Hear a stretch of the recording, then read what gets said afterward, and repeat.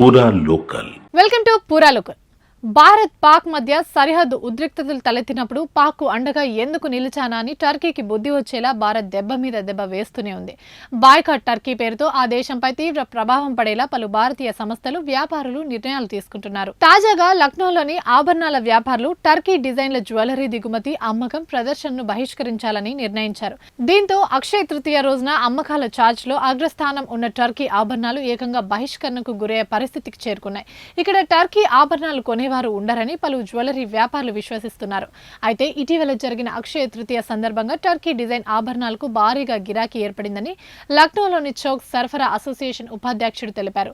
Operation Sindoor సమయంలో Turkey వ్యవహరించిన తీరుతో ఇకపై ఆ దేశ ఆభరణాలను దిగుమతి చేసుకోరాదని తాము నిర్ణయం తీసుకున్నట్లు వెల్లడించారు. తాము ప్రతిరోజు విక్రయించే 20 నెక్లెస్లలో 5 టర్కీ నుండి దిగుమతి చేసుకున్నవే అని తెలిపారు. రోజువారీ విక్రయాల్లో ఆ దేశ డిజైన్ల వాటా 25% ఉండేదని వివరించారు.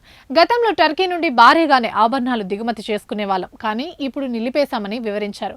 అంతేకాదు ఆర్డర్లను సైతం రద్దు చేస్తున్నామని వ్యాపారులు అంటున్నారు.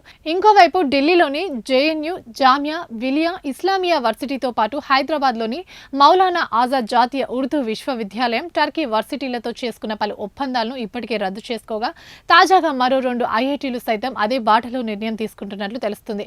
మరోవైపు దుష్ట పాకు వత్తాసు పలికిన టర్కీ, అజర్బైజాన్ల దేశాల పర్యాటక రంగంపై తీవ్ర ప్రభావం పడే అవకాశాలు కనిపిస్తున్నాయి. భారత్ నుండి వెళ్లే పర్యాటకులు, డెస్టినేషన్ వెడ్డింగ్లు, భారతీయ సినిమా షూటింగ్లు తగ్గే అవకాశాలున్నట్లు అధికార వర్గాలు పేర్కొంటున్నాయి.